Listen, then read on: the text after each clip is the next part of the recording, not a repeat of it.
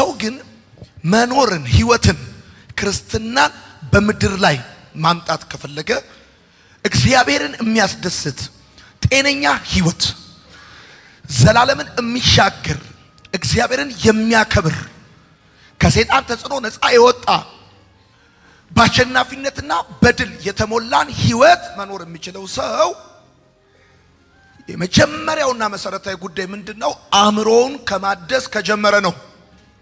ሰው አሸናፊ፣ ደስተኛ፣ ሰላም ያለው የተባረከ እግዚአብሔርን የሚያከብር ከየትኛውም አይነት ተጽዕኖ ነፃ የወጣ ህይወት መኖር የሚችለው አንድና አንድ አእምሮውን በማደስ ከጀመረ ነው። ሐዋርያው ጳውሎስ ተግባራዊ ክርስትናን የሚጀምረው አእምሮን ከማደስ ስለሆነ፣ በነገራችን ላይ ጳውሎስ የሮሜ መልእክትን የሚጽፍበት ምክንያቶች አሉት። አንደኛው ራሱን ከሮሜ ክርስቲያኖች ጋር ለማስተዋወቅ ነው። ሁለተኛው የወንጌልን አጠቃላይ ገጽታ ለማሳየት ነው። ሶስትም ደግሞ ወንጌል በሰዎች የዕለት ተዕለት እንቅስቃሴ ውስጥ ያለውን ዋጋ ከመግለጥ አንጻር ነው። ከየትኛውም አይነት ተጽዕኖ ነፃ መውጣት ከፈለጋችሁና ደስተኛ፣ ሰላማዊ፣ የተባረከ እግዚአብሔርን የሚያከብር ህይወት መኖር ከፈለጋችሁ እሱን ህይወት ለመኖርና ለማሳካት ከናንተ የሚጠበቀው ነገር ተራራ መውጣት፣ ቁልቁለት መውረድ አይደለም። ድንጋይ መፈንቀል አይደለም። የሚጠበቀው ነገር አእምሮአችሁን ማደስ ነው። ወዳጆቼ እንደ ጳውሎስ ሲናገር እንደዚህ ይላል፣ በአእምሮአችሁ መታደስ ተለወጡ እንጂ ይህንን ዓለም አትምሰሉ። ሰው እግዚአብሔርንም ሰይጣንንም የሚመስለው ባለባበሱ ሳይሆን በአስተሳሰቡ ነው፣ በአእምሮ ነው። በአእምሮ ነው። ሰው እግዚአብሔርንም ሰይጣንም የሚመስለው በአእምሮ ነው፣ በአስተሳሰቡ ነው። ስለዚህ እንደዚህ ይላል ጳውሎስ፣ በአእምሮአችሁ መታደስ ተለወጡ፣ ይሄንን ዓለም አትምሰሉ። ይሄንን ዓለም ስትመስሉ ከእግዚአብሔር በተቃራኒ ነው ህይወታችሁ የሚሆነው። ከእግዚአብሔር በተቃራኒ ህይወታችሁ ከሆነ ደግሞ ያ ህይወታችሁ የጥፋት፣ የመቅበዝበዝ፣ የድካም፣ የመንከራተት፣ የባርነት፣ የጨለማ ህይወት ነው የሚሆነው። ስለዚህ ለውጡ መጀመር ያለበት ሰው ከኪሱ ሳይሆን ከጭንቅላቱ ነው፣ ከአእምሮ ነው፣ ካስተሳሰቡ ነው።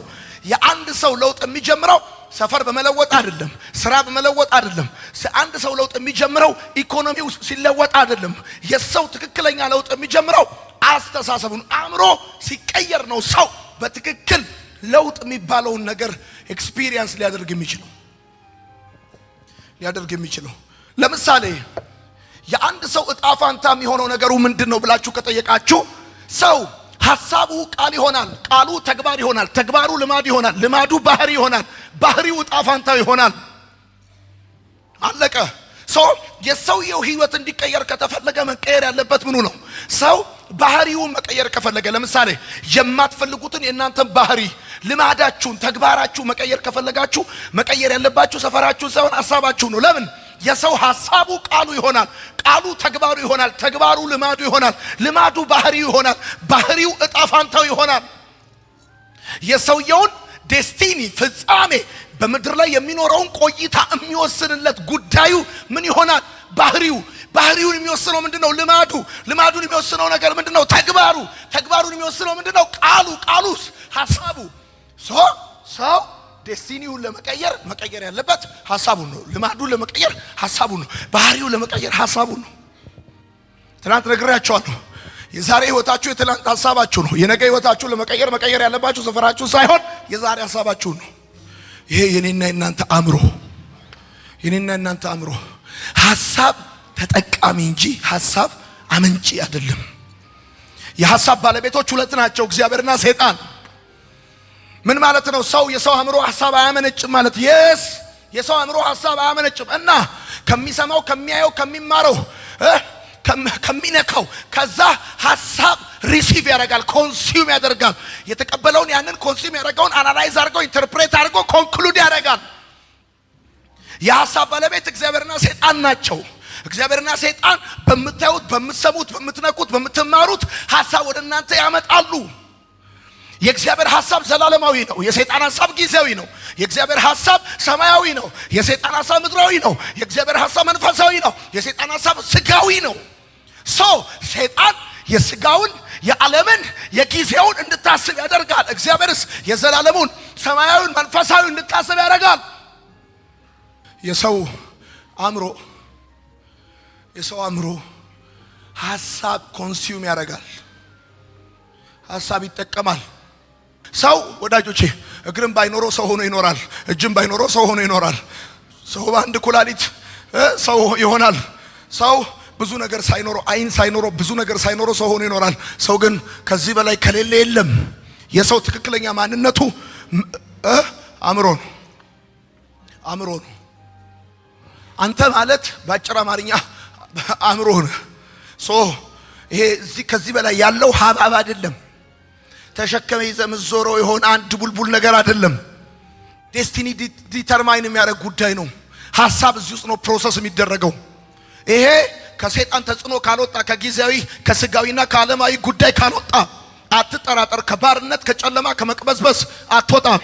ሲነጋ የምታስበው የስጋን ከሆነ ሲነጋ የምታስበው የዓለምን ከሆነ ሲነጋ የምታስበው የጊዜውን ከሆነ አንተ በጨለማ ዓለም አገዛዝ ውስጥ ነው ያለው። አየ ሰይጣን ተጭኖሃል። ሰይጣን ይዞሃል። ሲነጋ የምታስበው ሆድን ብቻ ነው። ሲነጋ የምታስበው የዛሬን ብቻ ነው። ሲነጋ የምታስበው የጊዜውን ብቻ ነው የምታስበው። የዘላለሙን ሰማያዊውን የመንፈሱን አታስብም። የሰይጣን አልቲሜት ኦብጀክቲቭ ደግሞ ያንተ ቶት በስጋዊ ሐሳብ በጊዜያዊ ሐሳብ ከዛም ደግሞ በዓለማዊ ሐሳብ እንድትያዝ ማድረግ ነው።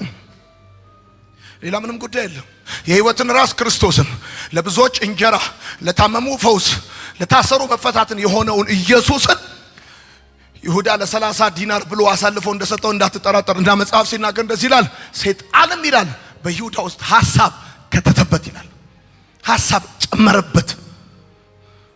ወዳጆቼ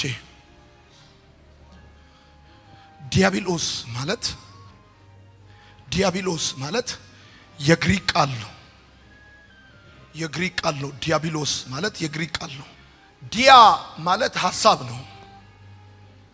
ቦሎስ ማለት ወርውሮ የሚከት ነው።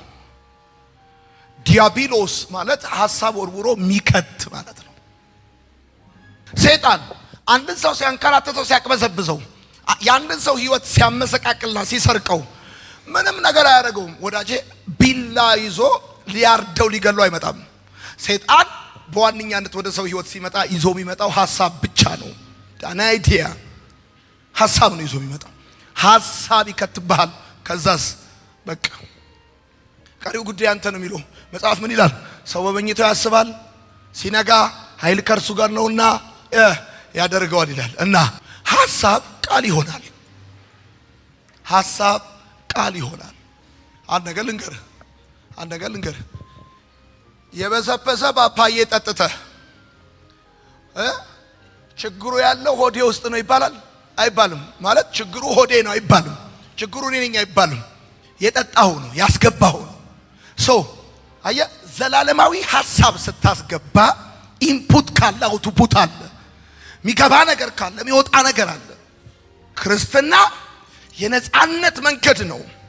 ከጨለማ ከባርነት ከአጋንንት ተጽዕኖ ስራት ከሞት ከተስፋ መቁረጥ ከውድቀት ሰው አሸንፎ የሚሄድበት የህይወት ጎዳና ነው። እና ይሄንን የህይወት ጎዳና መሄድ ከፈለክ ከክርስቲያን ቤተሰብ ስለተወለድክ ያንተ እናትና አባቶች ፓስተር ስለሆኑ ዮናታን አክሊሉ አገልጋይ ስለሆነ ሌዊ በምንም ምክንያት ጨለማን ሞትን ተስፋ መቁረጥና ግራ መጋባትን አሸንፎ የሚኖርበት አግባብ የለም። አንሌስ አእምሮ ማደስ ካልቻለ በስተቀር የሱ አእምሮ በዘላለማዊ በመንፈሳዊ በሰማያዊው የእግዚአብሔር ሐሳብ ቁጥጥር ስር ካልሆነ እግዚአብሔር አእምሮአችሁን አይለውጥላችሁም። አእምሮአችሁን አያድስላችሁም።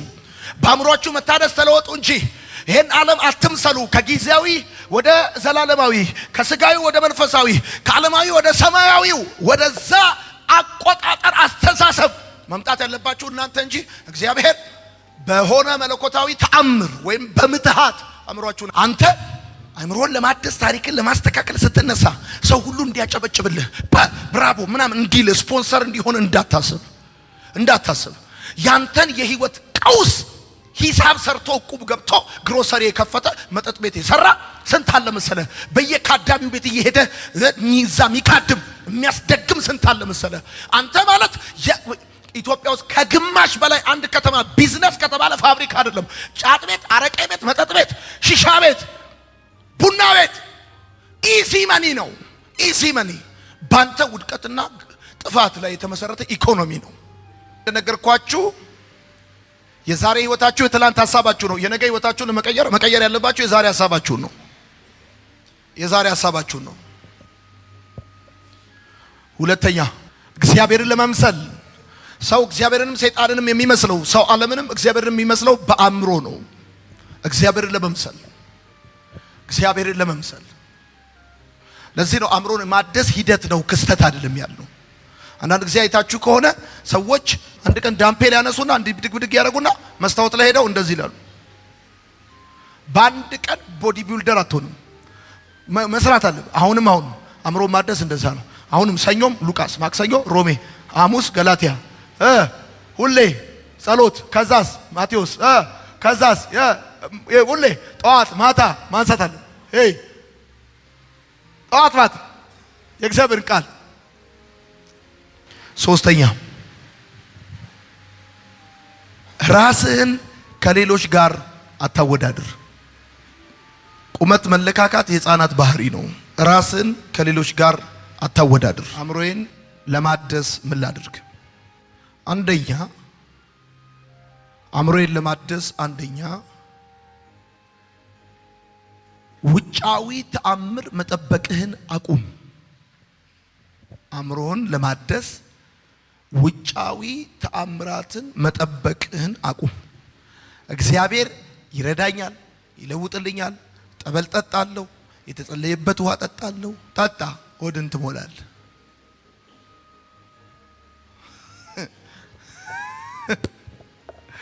ገብቷል ያወራሁት?